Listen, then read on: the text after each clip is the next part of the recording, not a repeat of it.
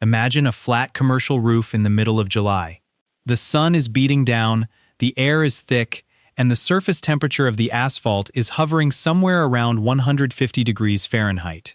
If you want to cool the building underneath that roof, you only have one option. You turn on the air conditioner. You pull electricity from the grid, you spin up massive metal compressors, and you pay for every single degree of relief. That is how the world works. That is the fundamental rule of modern survival.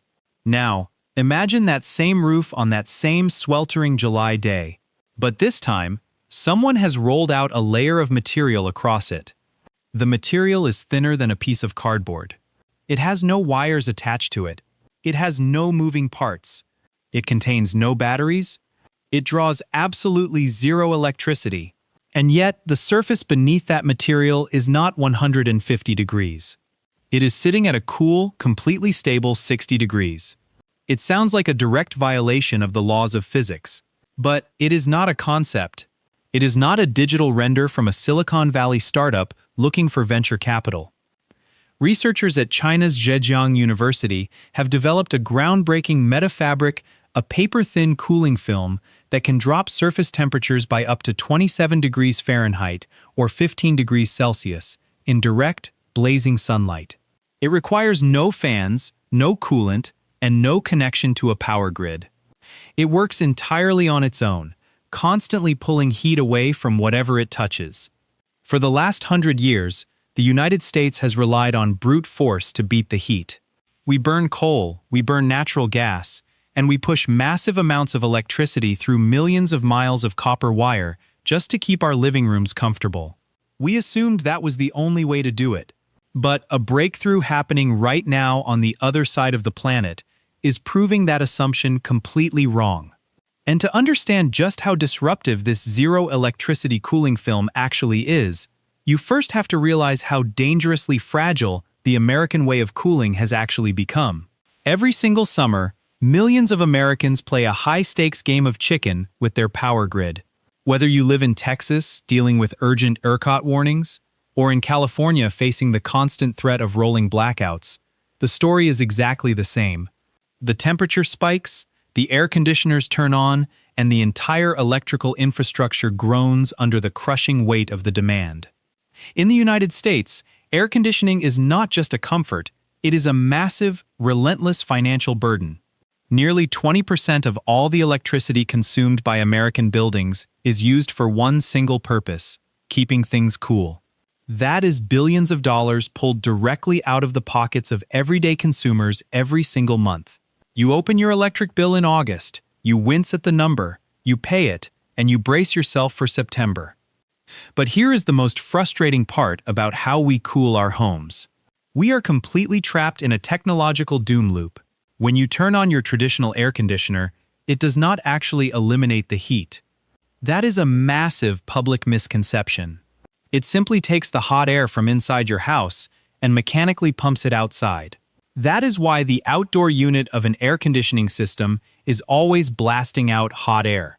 Now, imagine millions of these machines running at the exact same time in a sprawling city like Phoenix or Las Vegas.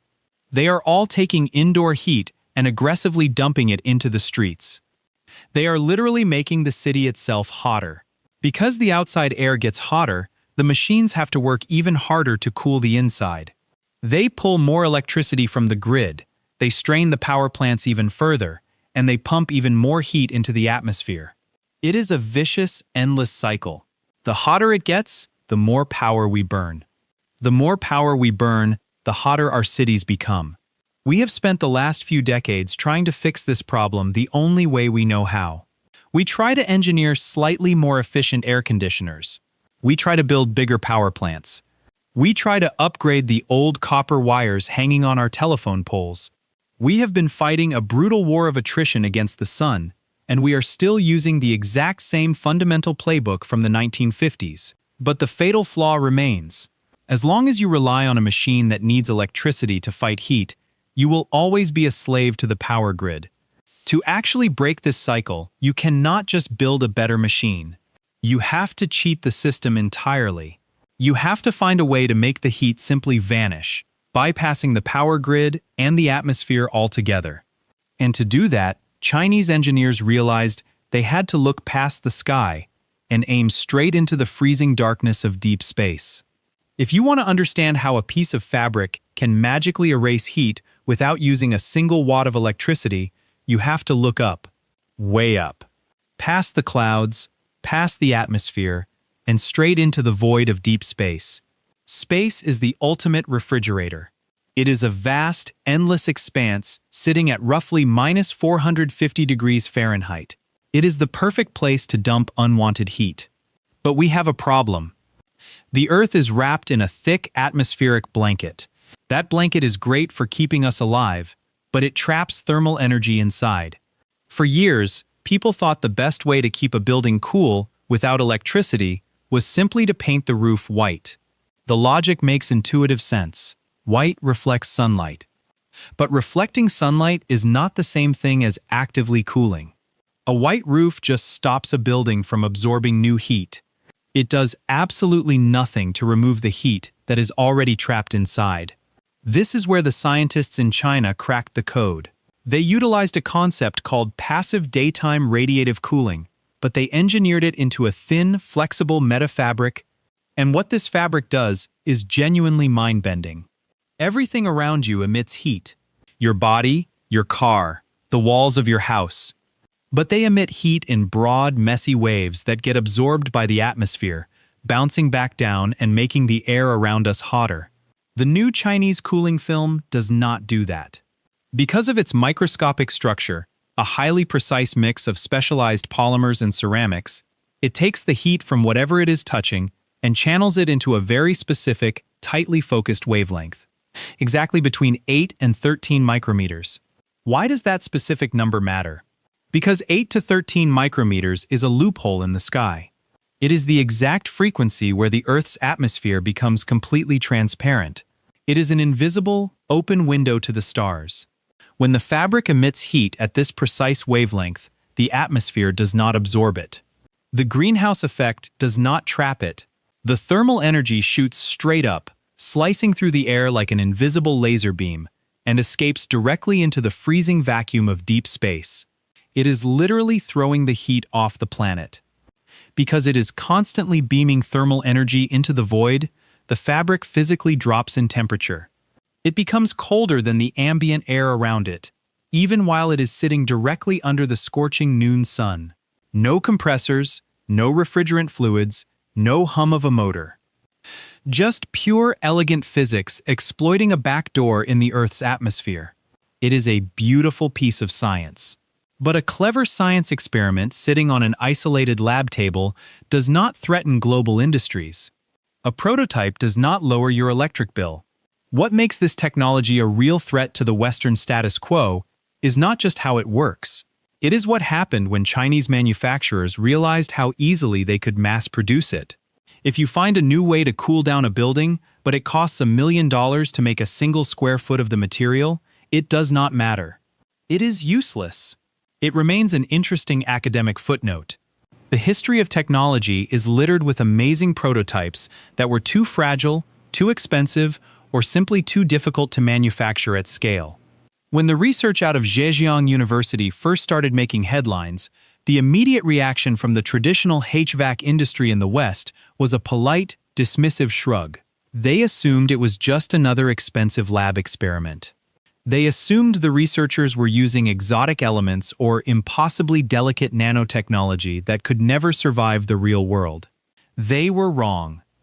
And they were wrong in a way that changes the entire commercial landscape. The team in China did not use rare earth metals. They did not rely on impossible-to-source elements. They used common, incredibly cheap materials. Basic polymers embedded with microscopic particles of titanium dioxide and polylactic acid. These are the same basic chemical ingredients you can find in everyday commercial plastics and common sunscreen. The secret was not what the material was made of. The secret was exactly how those particles were arranged at a microscopic level to manipulate thermal radiation.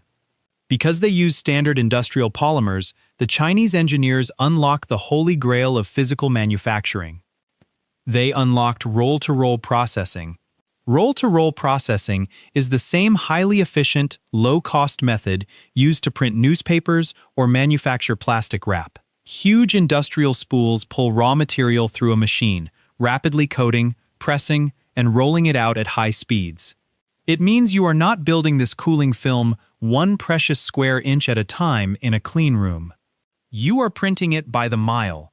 Within a stunningly short period, Chinese manufacturing facilities adapted this process to produce massive, scalable rolls of the passive radiative cooling metafabric. They made it flexible. They made it completely waterproof. They made it durable enough to withstand high winds, driving rain, and years of direct ultraviolet exposure without degrading. It can be woven into the fabric of a simple t-shirt, dropping the wearer's body temperature by almost 10 degrees Fahrenheit cooler than traditional cotton. It can be manufactured as a thin, adhesive film that is simply rolled across the flat roof of a massive warehouse or stuck to the windows of a skyscraper. It can be molded into a custom cover that stretches over a car sitting in a sun-baked parking lot, dropping the internal cabin temperature by a staggering 30 degrees Celsius compared to a standard commercial car cover. This is no longer a science experiment. It is a highly scalable, cheap, mass-producible industrial commodity.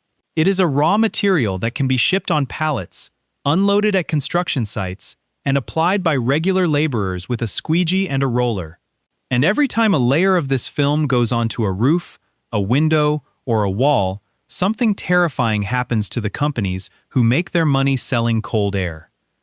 To understand why this is sending shockwaves through corporate boardrooms in the West, you have to look at the sheer size of the traditional cooling industry. The global HVAC market, heating, ventilation, and air conditioning, is a monster. It is a multi-hundred-billion-dollar empire, heavily dominated by a few massive, entrenched American and European giants. Companies like Carrier, Trane, Lennox, and Johnson Controls have spent a century building a perfect, captive business model. Their business model is simple, and it is brilliant. They sell you a highly complex, incredibly expensive piece of heavy machinery. That machine contains moving parts, motors, compressors, and chemical refrigerants. Because it has moving parts, it eventually breaks down. So, they sell you a maintenance contract. They sell you replacement parts. And 10 to 15 years later, when the machine finally dies, they sell you a brand new one. It is a recurring revenue loop built entirely on the fact that if you do not buy their machine, you will simply roast in your own home. Now, imagine what happens to that business model when a commercial developer in Texas or Arizona realizes they do not need to install 20 massive rooftop AC units on their new warehouse. Instead, they just cover the roof in a layer of cheap, mass-produced Chinese cooling film. The building's core temperature drops naturally. The heavy thermal load is beamed directly into space before it ever penetrates the ceiling. Suddenly, the developer only needs 5 small AC units instead of 20. The initial hardware costs plummet. The massive monthly electric bill to keep the warehouse cool drops to a fraction of what it used to be. The need for expensive, specialized HVAC technicians drops because there are fewer moving parts to break. The traditional HVAC giants are looking at a mathematical nightmare. They are selling complex, high-maintenance hardware in a world that is quickly figuring out how to solve the heat problem with a roll of glorified stickers. And the threat is not just limited to commercial warehouses. Think about the massive fleets of electric delivery vans for Amazon or FedEx. Right now, those electric vehicles waste a huge percentage of their battery life just running the air conditioning to keep the driver and the cargo cool. If you wrap the top of that delivery van in this metafabric, the internal temperature plummets naturally. The van uses less battery power for cooling, which means the battery range extends significantly. It is a zero electricity hack that instantly improves EV efficiency. The American incumbents are facing a classic innovator's dilemma. They cannot pivot to selling cheap cooling film, because doing so would destroy their highly profitable hardware business. They are stuck selling a 20th century solution, spinning metal blades and pumping electricity, while a 21st century material quietly deletes the problem entirely. But as massive as the residential and commercial real estate markets are, there is an even bigger, more urgent battleground where this zero electricity cooling film is about to become the ultimate weapon. And it involves the single most important technological race of our lifetime. There is a hidden crisis happening right now in the technology world, and it is largely being kept quiet. The artificial intelligence boom, driven by massive companies like Google, Microsoft, and OpenAI, is hitting a brutal physical wall. And that wall is made of heat. When you ask ChatGPT a complex question, or when you generate an AI image, the computation happens inside a massive, sprawling data center packed with thousands of high-powered computer chips. The chips made by NVIDIA and others are incredibly fast, but they generate an astonishing, almost unmanageable amount of thermal energy. Right now, AI data centers are pulling so much electricity from the grid that utility companies in places like Virginia and California are warning that they literally might not have enough power to keep the lights on for regular homes. A massive percentage of that electricity is not even being used to run the computers. It is being used solely to run the giant, industrial liquid cooling systems required to keep those chips from physically melting. The heat problem is so severe that it is actually slowing down the advancement of AI. You cannot build a bigger, faster data center if you do not have the electricity to cool it. This is exactly where the Chinese zero-electricity cooling film becomes a massive strategic advantage. Imagine a data center sitting in the middle of a desert. The sun is pounding down on the roof, pushing the internal temperature up, forcing the cooling systems inside to work at maximum capacity. Now, wrap the roof and the external cooling towers of that data center in the radiative metafabric. Instantly, the external heat load is deflected and beamed directly into deep space. The ambient temperature of the facility's exterior drops dramatically. The water running through the external cooling loops gets chilled naturally by the fabric, rather than relying entirely on electric chillers. The data center requires significantly less grid power to maintain its internal temperature. That freed up electricity can now be diverted directly into powering more AI chips. In the global race for artificial intelligence supremacy, the winner will not just be the country that designs the smartest algorithm. It will be the country that figures out how to run these massive server farms without melting their own electrical grid. By applying a passive, zero-electricity material to an incredibly high-power problem, China is creating a massive efficiency loophole. While American data centers are negotiating with local governments to build entire new nuclear power plants just to run their air conditioners, Chinese engineers are rolling out a cheap polymer film that uses the vacuum of space as a free, infinite heat sink. It is a completely different way of thinking about the problem. It is not about building a bigger engine. It is about making the vehicle lighter. And this fundamental shift in how we manage thermal energy leads us to a realization that changes how we view the future of power itself. For over a century, the equation for human progress has been incredibly simple and incredibly rigid. If you wanted to solve a massive physical problem, you threw electricity at it. You dug coal out of the ground, you burned it in a plant, you sent the power over a wire, and you spun a motor. The entire modern world was built on the back of the electric middleman. The United States became the most powerful country on Earth because it mastered this equation better than anyone else. America built the biggest grids, the best machines, and the most robust infrastructure to move that power around. And because that system worked so well for so long, we became trapped by our own success. When the world got hotter, our only instinct was to build a better air conditioner and burn more power to run it. What this new technology from China represents is a complete bypass of that entire 100-year-old system. It is the realization that true efficiency is not about using less electricity. True efficiency is about not needing the electricity in the first place. By using material science to manipulate how heat interacts with the atmosphere, they have removed the electric middleman entirely. They have stopped fighting the heat and simply created a portal to let the heat leave the planet. This is not just a neat trick for a hot summer day. It is a fundamental shift in the global energy balance. The countries and companies that adopt this technology will naturally consume less power. Their grids will become more stable. Their infrastructure costs will plummet. Their AI data centers will run faster and cheaper. And the countries that cling to the old way, the ones that keep trying to brute force their way through climate challenges using spinning metal and massive electric bills, will slowly be bled dry by the sheer cost of keeping the lights on. The traditional American HVAC giants are going to have to make a choice. They can try to ignore this, clinging to their maintenance contracts and their expensive hardware while the rest of the world wraps its buildings in zero-electricity cooling film. Or they can try to adapt to a world where the best way to cool a room is no longer a machine, but a piece of fabric.